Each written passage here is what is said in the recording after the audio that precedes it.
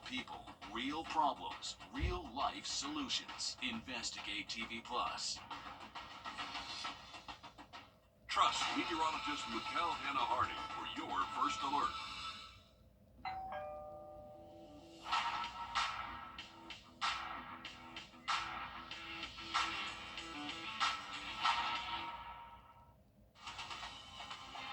Live from Augusta, you're watching News 12 live at 5. A heads up for Monday. We are giving you a first alert for possible severe weather. Good evening. I'm Meredith Anderson. Now, this could be similar to what we saw a few weeks ago. Riley, what can we expect this time around? Yeah, Meredith, still a good ways away, 6 days out, so we don't have a lot of specifics, but we have seen a very rare Day 7 severe weather outlook issued by the Storm Prediction Center. So we've gone ahead and issued the first alert. This is kind of the same thing that happened the last severe weather threat we dealt with. They issued the very long-term outlook for it, and we just kind of followed it day by day. So that's going to be the scenario here, too. This is not going to arrive to us until we get to next week. So this is next Monday, the last day of March.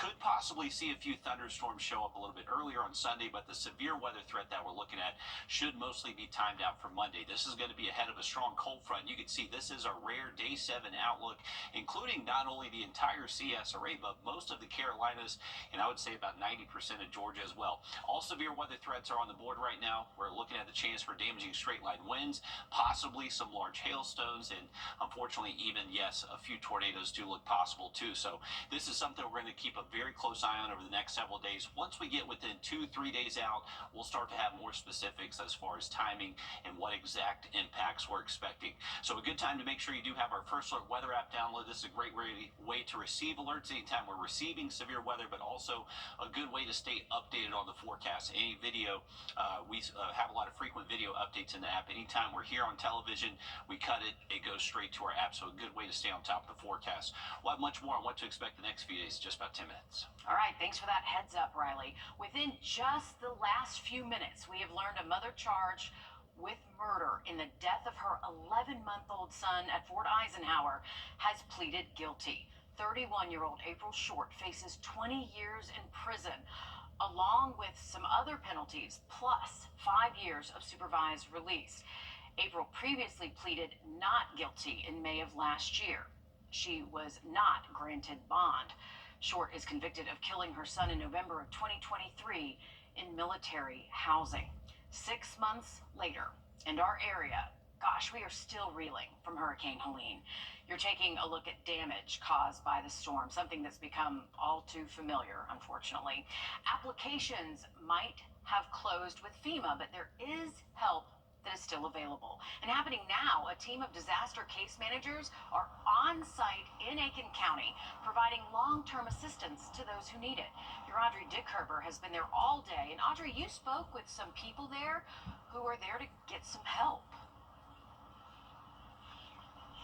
Yeah, Meredith, many people are still seeking help from Hurricane Helene months later. I actually spoke to quite a few people today that were coming in and out of these doors to seek that assistance that are saying they're still seeking help from damage that's caused to their home, or they're seeing debris on the side of roads, or maybe there's trees falling on a lot of these back roads that lead to their house that they just weren't able to clean up themselves. So that's why we're also talking about this opportunity that's still here. Help is still here. Actually, you can come to Hayden Baptist Church. That's where I'm at right now, and they have case managers here that are actually going to help you fill out these forms that I have in my hand right now. They're going to be asking you all kinds of questions in order to see what kind of help they can help you out with, and that could be anything related to emotional help, physical help, damage, anything, you name it. They are here to assist you, and this is also outside of FEMA as well. So this is a different kind of help, and it doesn't matter if you got FEMA assistance or if you applied or didn't apply. This is completely separate, and a lot of people are telling me this is just hope for the future. The man gave me a list of things to get, and he said, the next, whatever the process is, which I guess is, you know, this organization has a lot of, seems to have a lot of ways to go about fixing things.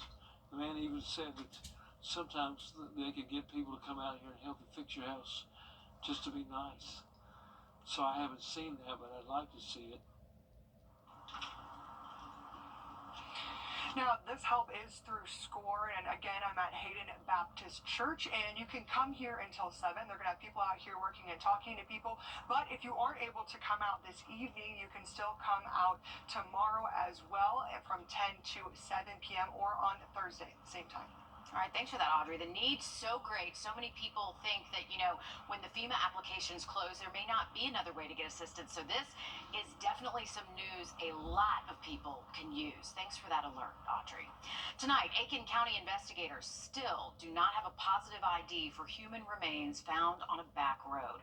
We want to show you a look at a map. This is Woodfield Road, just off Silver Bluff Road. That's where the coroner says a neighbor found the remains last night.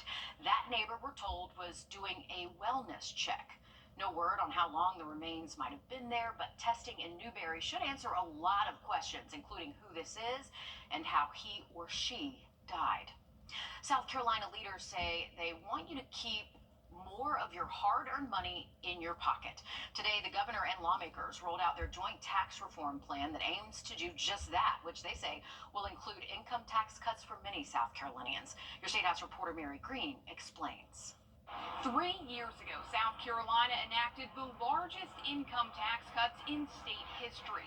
On Tuesday, the governor and leaders in the General Assembly gathered here at the State House to announce they want to implement another big cut for many South Carolinians. A few years ago, we took a big step, but we need to take another one. Right now, South Carolinians pay personal income taxes under a 3-tiered system with a top rate of 6.2%, the highest in the Southeast. On Tuesday, House leaders filed a bill with the backing of Senate leaders and the governor to create a flat state income tax rate. It would initially start at 3.99% in 2026 and then gradually drop down to 2.49% as state revenues allow. Lower than North Carolina, Georgia, lower than Alabama and Virginia.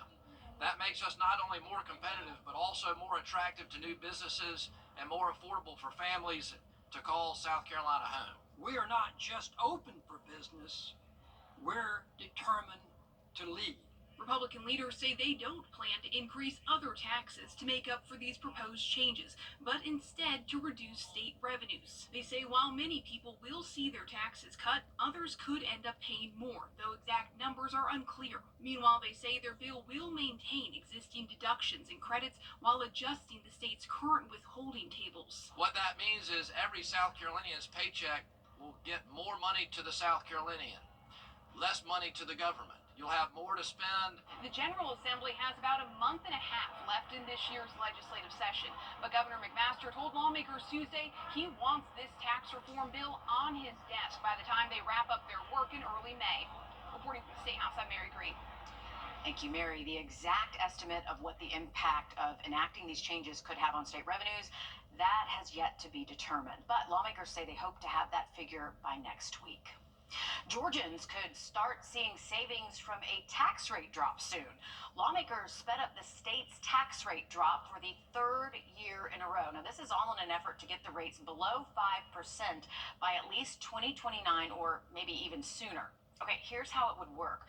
Georgia's top earners stand to get thousands more on their returns, while lower earners could be looking at just a handful of dollars extra. Tax experts say if you pay taxes this year, you'll see some benefit when you file in 2025. In a lot of cases, it won't be the biggest benefit, but 30, 40, 50 bucks, depending on which tax bracket you're in, it still makes a pretty large difference to some people. I'm not going to downplay the benefit of receiving this. Yeah, we'll take every extra penny we can, right? With the state sitting in almost $16 billion surplus, Democratic leaders feel the bill could do more to help struggling Georgians. A voter alert this evening. If you live in Georgia and if you have not voted in nearly a decade, your right to vote in the future and future elections, all of that is at risk. The Secretary of State's office says it plans to purge as many as 455,000 inactive registrations this summer. Now, officials say this is for people who have not voted or have not had contact with elections offices in 9 years. It is expected to be the largest voter registration removal in Georgia history and one of the largest in U.S. history. A safety reminder for South Carolina drivers: whenever you see flashing lights on the side of the road, You need to move over. This is not just a courtesy, it is the law. Specifically, it's the move over law. It's in place to keep first responders, road workers, officers, and really the community as a whole safe. So what if you can't move over? Well, you're supposed to slow down, way down. Drivers who break this law, you can face a hefty fine, but troopers say a fat fine might be the least of your worries. You got to think about the potential for loss of life and injury, and that's really what's going to carry something, a lot further into years to come. So, you want to keep a good driving record. You want to pay those, low insurance rates and stuff like that. But most importantly, we got to protect the human life. Georgia and South Carolina have the same move-over law. In fact, all 50 states and Washington, D.C. have some sort of move-over law, but they can be slightly different from place to place. Major changes to Social Security is causing an inconvenience to some people who receive these benefits. We'll tell you how it's impacting people's wallets. Coming up, Riley. And we have sunshine out there over the next couple of days, but we have issued that first alert for next Monday. We'll have more on that and also what to expect the next few days coming up just after the break. Time and Temp, brought to you by your First Alert weather team. Introducing the First Alert Radar Network. With up to 10 times the resolution of other local radars and technology that can pinpoint right down to your street. First just got faster. Plus. Now, your First Alert weather with Chief Meteorologist Riley Hale. Welcome back, folks. Remember, first one to start it with that first alert we have issued for next Monday. So just wanted you to be aware of this, that we have seen this Storm Prediction Center put out a very rare Day 7 risk. So there's not a ton of details on this just yet. Still close to a week away. So we can see that there's that signal in our models that potentially we could see severe weather, but really just something we need to check in day after day and make sure we're staying updated on that forecast for next Monday. We have issued the first alert, and this is the reason why. You can see the Storm Prediction Center has included us in this fairly rare Day 7 threat. So they don't always issue these. They have to see some pretty good confidence in their models to really issue a Day 7 outlook. So all the threats are on the board right now. Potentially maybe some tornadoes, some damaging straight line winds, and as always with thunderstorms, we're always having to worry about that lightning threat. So make sure you are staying updated on that forecast throughout the week. For next Monday, we have issued that first alert. Now, until we get to Monday, we do have some other things to keep an eye on. Tomorrow, it's going to be sunny and breezy again, so still just going to continue that low fire risk across the area. Thursday is going to be much calmer. We're continuing sunshine on Thursday, and as we head into Friday, Saturday, the only thing we're really going to notice is just increasing cloud cover, and that will give way to a storm threat by Sunday. Right now, the storm risk Sunday looks to stay sub-severe, but that's also something we're going to have to keep a close eye on. Now, for tomorrow, another nice day, a lot of sunshine. It will stay a little bit breezy out there, maybe some gusts up to 25 miles an hour tomorrow afternoon. So that coupled with that relative humidity less than 30%, that is going to keep that fire threat around for your Wednesday. Now, the fire risk should go down Thursday. The reason is it's not going to be as gusty. We're expecting fairly calm winds throughout the day on Sunday. Light and variable as high pressure just sits over the region. Still will keep some dry air in place, but since it's not going to be as windy Thursday, looks like that fire risk will go down. Here's a look at our wind forecast for tomorrow. So those gusts will really start to peak later into our Wednesday afternoon. Early tomorrow morning may not be overly windy by any means. I would say fairly calm relative tomorrow morning compared to the afternoon. By the afternoon, that's when we'll see those gusts maybe up to 25 miles an hour. Now, once we get later into the week, you can see our high temperatures continuing to stay average or even a little bit above average, especially as we close out the week Friday into the weekend. Those high temps will be working their way into the 80s. Now, the rain forecast heading into the weekend, it does look like we'll have the potential maybe for a few thunderstorms on Sunday. So just something to keep an eye on out there as we head towards the weekend. Here's a look at your 7-day forecast. We are expecting a lot of sun over the next couple of days. This is thanks to high pressure in place. A few more clouds will start to move in Friday into the weekend. You can also notice our wind direction turns back out of the south, so it's going to bring back a little bit warmer temperatures for us, hitting the low 80s Friday, Saturday afternoon. And then once a little bit more moisture arrives by Sunday, that front getting into the region, we may see a stray shower thunderstorm Sunday. But the first alert right now in effect for next Monday, that's when the main front will arrive with that chance for severe weather. Good to know this far ahead of time. Thanks, Riley. Older adults are feeling the brunt of recent Social Security changes. Advocates say it's causing more hurdles for the older population. Hannah Beaushirt sits down with some in South Carolina experiencing this shift firsthand. We just Click. Even if they're not closed until 7, they will hang up on you. After waiting 2 hours on the phone, Tamika Moorer from Goose Creek says that was the start of a frustrating and time-consuming interaction with Social Security Administration. When she finally got on the phone with the national office, they directed her to a local appointment. After an hour wait the day of the appointment, she was met by more frustrating news. They couldn't help her with what she needed. Why was I sent here? She said, I have no idea. She wasn't the only one left with more questions than answers after her visit. South Carolina State Director of AARP, Charmaine Fuller Cooper, represents 640,000 members. She says she was waiting at a Social Security office when she overheard a situation. An 84-year-old woman who had just lost her husband was waiting for her appointment and didn't hear the staff call for her, so she was instructed to get back in line. That all she would be able to do is schedule another appointment and have to come back.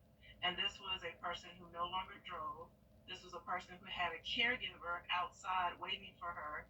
And when she called the caregiver to let him know what was going on, you could hear him very much frustrated by the fact he had already been outside waiting for 2 hours, that she still hadn't been seen, that he was going to have to take time off work again to come back.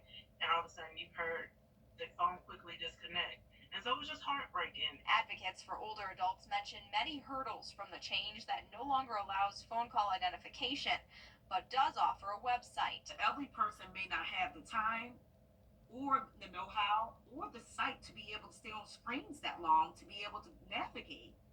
It's just terrible. The other option is going in person, but for many with mobility concerns or who live in a rural area, that may not be an option. Representative James Clyburn says the reduction in staff isn't helping. The agency is trying to reduce its workforce by 12%. I'm hearing a lot of concern. I think people are becoming aware of what we were trying to get folks to understand in the last election, that President Trump and his associates are anti-Social Security. The president and his administration say the changes are to help prevent fraud. Cooper says that's opening the door to other threats. Scammers might take advantage of all of the sudden changes that we're starting to see. Moorer eventually got what she needed through the website ID Me, but she didn't want to just let the experience go. I couldn't imagine this was my grandmother. I would be so outraged that my grandmother was treated this way. Cooper says people shouldn't have to go through these challenges for their own money. They've paid into the Social Security system for a lifetime. It's not an entitlement. It's a program that people have worked hard and they've paid into, and they want their promises guaranteed and to be fulfilled. Starting Saturday, another rule will ban beneficiaries from changing their bank account information by phone. Being a first responder, that is no easy job, and it truly takes a special person. We're talking about the people who lay their lives on the line daily to help save ours. Today, the Gold Cross recognized 2 local paramedics as their first Friday hero. The first responders jumped into action to help a patient crying out for help last month at Piedmont. They say they are humbled to receive this honor. Yes. They don't deserve it, it's just something we do every day. I don't deserve any recognition for it, we're here to help others. You should be recognizing everybody who is on an ambulance and in the hospital, He says he has been in emergency services for 25 years now. That's the man on the left, by the way. Scarberry is in training right now, but soon he'll be advancing to the next step in his career. But we are thankful they are there when we need them, right? We're back in a bit. First Alert Radar, powered by Jim Hudson Automotive Group. Doing your taxes can be confusing. At participating locations, visit CircleK.com for details. The Atlanta Braves open the 2025 season against the San Diego Padres on Thursday, but it's not just players and fans getting ready for the start of a 162-game campaign. As Joshua Skinner shows us, card collectors are also watching closely. Cards HQ isn't usually short of cards. We keep all of our Atlanta cards over here. As you can see, we had a crazy weekend. The last weekend before opening day saw an influx of collectors. Everyone's gearing up for baseball season, snatching up investments on the Braves roster. Ryan Van Oost manages the world's largest card shop. I tried to walk around yesterday. I couldn't even walk around. Baseball cards, especially high-value ones, fly off shelves. Many times it's collectors vying for the next generation. This is the first card that was ever produced of Nacho Alvarez. $5,000 seem a bit steep for a guy with 30 career at-bats? He's not even the most sought-after Brave. That honor goes to Drake Baldwin, who has played a grand total of 0 Major League games. Everyone's looking for the Baldwin kid. He's about to be a catcher, the starting catcher for the season because of some injuries. And we actually sold out with him, so we don't have any left. The trading card industry is booming. A Pittsburgh Pirates Paul Skeens card recently sold at auction for $1.11 million. He's pitched in 23 career games. Some kid hit it in California, ended up selling it for $1.1 million. This Skeens card is going for a measly $2,100. The investments can often be swing and miss, but this isn't just about one plate appearance.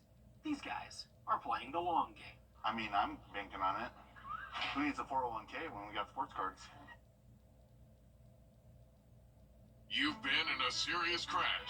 Just for kids. It was the first time I was ever involved in a serious accident, and I did not know what to expect. I thought I would be left on my own, fending for myself. But all the responsibility was taken by Mr. Kennedy's office. One call, that's all. Our First Alert has always given you the edge against severe weather. And now, with our new First Alert radar network, First just got even faster. With up to 10 times the resolution of other local radars and technology that can pinpoint right down to your street. First just got faster. Welcome back, everyone. It is a beautiful afternoon across the area. We got sunshine, a little bit of a breeze, southwest wind steady between 10 to 15. We have seen some gusts up to around 29 miles an hour here in Augusta, so it has been a little bit breezy today. Remember, ideally try not to burn for today or tomorrow. We are going to continue that fire risk. Over the next couple of days, we got a lot of sunshine. We have issued that first alert for next Monday, so make sure you're keeping it here for those updates over the next several days. We are going to have much more updates for you coming up on Live at 5. Until then, enjoy just a few of these commercials. This is not you. Our First Alert commitment to you is the power of 5 meteorologists, all the tools, the latest technology, and the first team of 5 meteorologists. News 12's First Alert weather on your side. Trust Chief Meteorologist Riley Hale for your First Alert. When you visit or work with Parker's Kitchen, your support makes a difference. You've helped us rank as Best Workplace in America. None of this happens without you. Thank you. You're watching News 12 Live at 5. Continues. Good evening. I'm Meredith Anderson. And I'm Will Rio. A heads up for Monday. We're giving you a first alert for possible severe weather. And Riley, we could see the same conditions as we did weeks ago. Yeah, I would say so, Meredith. It looks like conditions right now by Monday next week are going to be favorable for some severe storms to form across the region. We got all the ingredients needed. We got moisture, lift, shear, and the difference next Monday is actually looks like it is going to be timed out later into the afternoon where instability will definitely be a factor to work with. So we wanted to issue this very early first alert. This is once again for next Monday, the last day of March. We don't have a lot of details right now, so really the only thing to do right now, make sure you are staying updated on the forecast. All right, thank you, Riley. Multiple people wanted for questioning in connection to a homicide last June. Take a look at your screen. Investigators want to talk to Randall Johnson, Jermaine Ramsey, and Freddie Smith about the death of 28-year-old Elias Delk. The Richmond County Sheriff's Office says this happened outside of a Dollar General on MLK Boulevard. Investigators believe all 3 men are known to hang around that area. If you have any information, please call Richmond County deputies. The heart of Augusta is going through construction, and the businesses that give it life worry they'll lose business in the process. Broad Street is becoming one big construction site with work spanning all the way from 5th to 15th Streets. We're getting used to those cones. The entire project is estimated to cost more than $40 million and will redesign street parking, add new sidewalks, and even add some landscaping. There is no doubt that these improvements are needed, but today, business owners, along with Broad Street restaurants, brought their concerns in front of Augusta commissioners. Now, one of their biggest issues, the lack of parking in this improvement plan. Some say customers already have a hard time parking, so of course when construction comes, businesses want parking to be added, not taken away. Throughout all of these concerns, though, businesses do understand and agree that Broad Street needs these improvements. They just want to be part of the process, they say. Very encouraged to see a few of the commissioners really put some pressure on the engineering committee to make us part of the plan, to open communication there so that they're talking with us to see what our needs are. Traffic engineering will come back to commission in a couple of weeks with a revised plan based on some recent community meetings. And you know what's in a few weeks? We have a very large tournament coming around the corner here, so it's going to be it's going to be interesting to see how all this construction, of course, affects a lot of the traffic moving through downtown Augusta too. We have a lot of people in town to visit for that tournament, so we'll see how those businesses do as well. Yeah, and a lot of people who aren't used to navigating all of these cones too. Every elementary and middle school student in Georgia will soon have to give up their cell phones during the school day. A bill banning their use is headed to the governor's desk. Georgia State House reporter Abby Kasoris explains. This bill would impact more than 1 million students from kindergarten through 8th grade. If it is signed, how the schools implement this cell phone ban will be up to the districts. Cell phones have become a serious cancer in our classrooms. State senators arguing cell phones are a threat to student mental health, academic performance, and public safety. The bill clearing the Senate with few no votes. This type of legislation, making it this far in the legislative process, is proof that teachers lack the ability to maintain a standard of discipline in the classroom. And we as a legislature should do more to empower teachers to maintain a standard of discipline. We've talked with parents in Marietta City schools, guinea pigs for what could take effect statewide. Most of the time they would just be playing games. It's not really for educational purposes, so I think it's amazing. They use Yonder pouches to secure students' phones. Roughly 1 in 5 students improved learning, and nearly 3 in 4 teachers were able to teach better. Some parents petitioning the district not to expand to high school students, fearing it would make students less safe. We should be educated on how to use them appropriately rather than just locking them up. Our biggest fear is something happens and it either could have prevented it or it could have mitigated it. The price tag, $25 a pouch. Teachers and administrators are given a magnet to unlock them. Republicans who push for the bill argue if there is an emergency, students should be listening for instructions. If a child, even if it was my own, is sitting in the classroom texting somebody, I think it creates even an unnecessary danger to that child in the classroom. The bill's sponsors saying they're not ruling out a cell phone ban for high school students. They might consider that next year. In Atlanta, I'm Abby Kasoris. Thanks, Abby. South Carolina boat owners could be out of thousands of dollars for leaving their boats in state waters to rot. Lawmakers say it's a problem that threatens both the environment and public safety, and 3 bills are cracking down on the issue. One bill would speed up the process for declaring a boat abandoned. Another bill would add a $3 fee to boat registration cost. Those funds would go to the removal of abandoned vessels. The third bill seeks to impose harsher penalties on boat owners who neglect their vessels. A nonprofit who assists with these boat removals explains how these penalties would deter boat owners from abandoning their boats. The way the fine's going to end up working is you'll end up getting a citation for $10,000 for abandoning your boat. Then you go in front of the judge. And if you don't remove the boat, not only do you get that fine, but you've then got 14 days to get your boat out of the water. And if you don't get your boat out of the water, you get another $10,000 fine.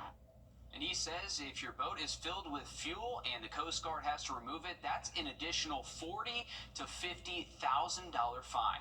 Big bucks there. The Family Y of Greater Augusta has a million reasons to celebrate tonight.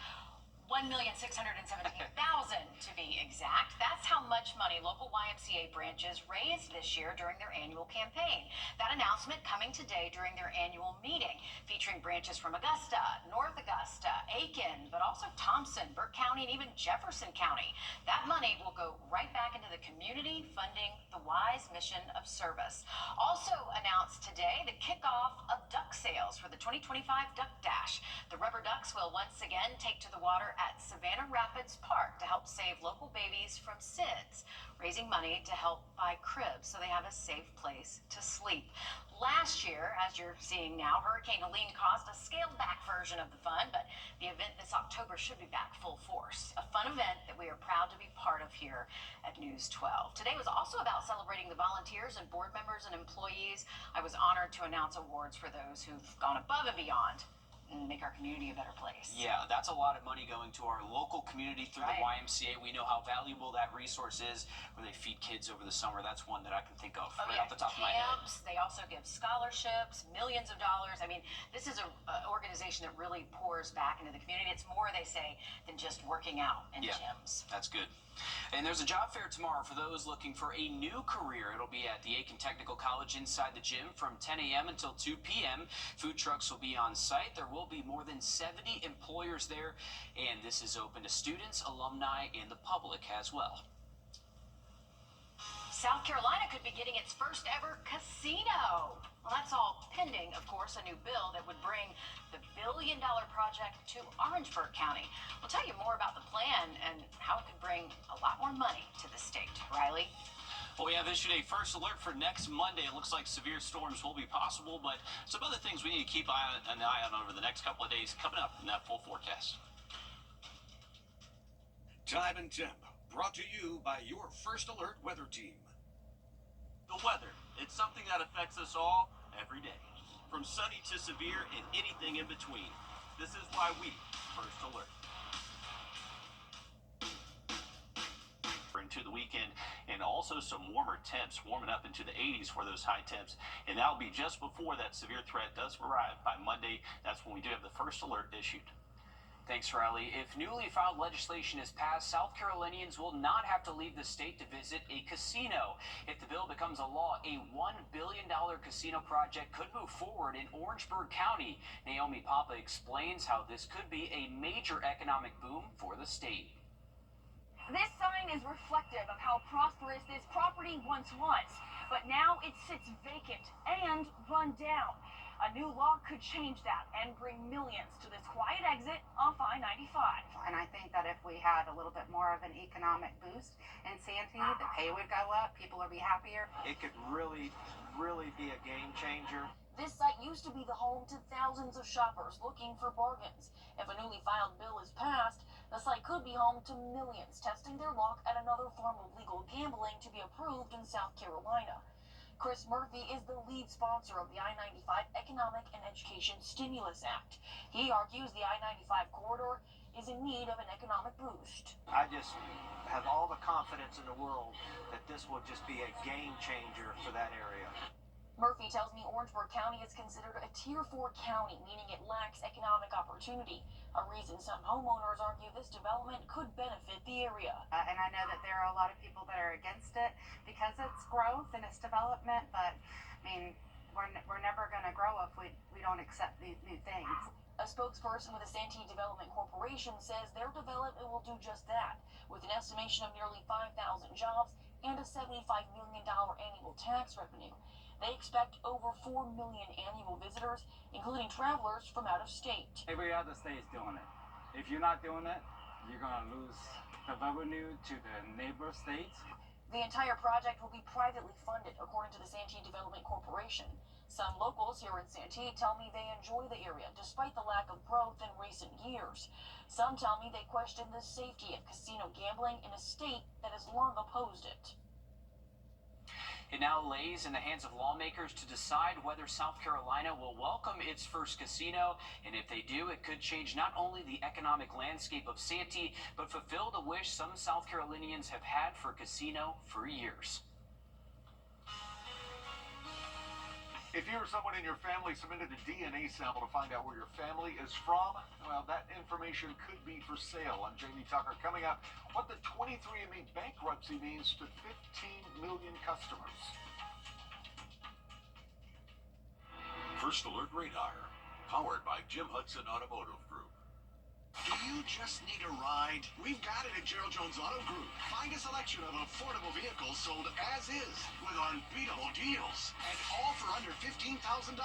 Just visit justneedaride.com and find your ride today. How are you there? Find your ride today. The genetic testing company 23andMe has filed for bankruptcy and is now looking to sell the company.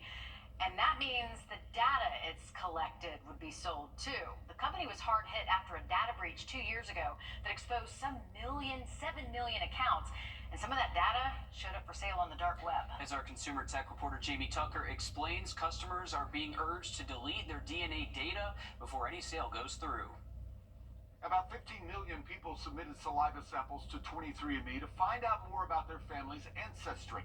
That treasure trove of information has been stored on 23andMe servers. Well, now that the company is up for sale, the fate of all of that information is up in the air. The curiosity to find long-lost relatives and where your family originates is why many people submit DNA through in-home genetic testing kits. A 23andMe assures customers their data is secure on their servers and is never shared with law enforcement or another company without permission. But a majority of 23andMe customers choose to share their DNA with third-party databases in hopes to learn even more about their families. Now, the concern is if another company buys 23andMe and its data, customers will be left to wonder if the new company will protect their DNA. California's Attorney General and others are urging 23andMe customers to delete their data from the database and to destroy any samples of their genetic material held by the company. To do that, visit your account at 23andme.com, locate your profile settings, find the 23andMe data section, click View, and then 23andMe data, and choose to permanently delete that data. Now, before deleting it, I suggest downloading a copy of your genetic data for personal storage and revoke your consent to share your data with third-party companies for research. 23andMe said in a statement it is seeking a company who shares its commitment to customer data privacy. That's What the Tech. I'm Jamie Tucker. 23andMe CEO and founder resigned effective immediately, but says she will make a bid to buy the company back. Our I-team will have more on this coming up all new tonight on News 12 at 6 o'clock. And I think we're going to go on to breaking news here live at 5. Be on the lookout for this missing man in Burke County. Deputies say David Cleveland was last seen leaving his home on Haddon Pond Road on March 20th. We're told he was in his green Ford pickup with tag SDT7811. If you have any information, please call the Burke County Sheriff's Office. Grovetown is known for their athletics, most recently for basketball, but this spring season, they are all in on tennis. As Alyssa Lyons tells us, they're building one of the best reputations in 6A play. Yeah, prior to the season, tennis was just one of those sports that came around during spring. They're competing with soccer, track and field, baseball, and even lacrosse now, but this year's Grovetown team is currently in a position that those other sports aren't. Undefeated. This is the first time that the program has been undefeated since its inception in 2010. They've won all 6 of their matches so far. It gives them the #1 seed heading into the 6A Region 4 tournament. Head coach Annie Hines has led the Warriors for the last 3 years. She's called this team special, and for a few of the athletes on this year's roster, it was the first time that they had even picked up a racket. One guy that literally picked up a racket a month ago, and to see him, he's my #1 double. To see him is just amazing, how athletic he is and how he's just picked up on it with really no lessons at all, because most of these kids take lessons, so, outside of here. So that was just been amazing to see him. We'll have more of that coming up all new on News 12 at 6 p.m. But happening now over on our Peachtree Sports Network, the Braves' final spring training game of the year against the Cubs. A final look before the games really start to count. Our parent company, Gray Media, will also air 15 regular season games, including the season opener in San Diego on Thursday. All right, thank you for that, Alyssa. Remember, Monday we have issued a first alert. Want to make sure you are staying updated on the forecast for the rest of the week. I'm going to look at your 7-day coming up just after the break. Injured and thinking of taking on the insurance company alone? Hit the brakes. Call George Sink Injury Lawyers. We'll take care of everything, so you don't have to. Get George Sink Law Firm on the line. Call 999-999. All right. Welcome back, folks. Live look from our SRP Park camera. We have some high school baseball going on tonight. Great weather for it. We have Fox Creek High School on the third baseline, and then this is Keenan High School from Columbia. They're on the first baseline. They're getting ready for the national anthem. First pitch is going to be at 6 p.m., so just about to start. Plenty of time to get out there and catch some high school baseball there at SRP Park tonight. 77 degrees. We got a lot of sun. It's a little bit breezy there at the ballpark. We got 15-mile-an-hour sustained winds, but temperatures are going to be comfortable in the next several hours. We'll stay stay in the 70s at least through sunset. Overnight tonight will eventually get down into the 40s by early tomorrow morning. But some beautiful weather over the next couple of days. Heading into your Wednesday, we're going to keep things nice and dry, sunny as well. Those high temps will be reaching most likely the mid-70s tomorrow, and still seeing those gusts maybe up to 20, 25 miles an hour, so definitely enough to continue that fire risk across the region. Dry weather over the next couple of days, getting a little bit warmer heading into the weekend. And remember, we do have that first alert in effect next Monday. All right, thanks, Riley. Stick with us. We'll have more news, weather, and sports coming up after a short break on News 12 at 6 o'clock. The weather, it's something that affects us all every day, from sunny to severe and anything in between. This is why we First Alert. Are your creditors keeping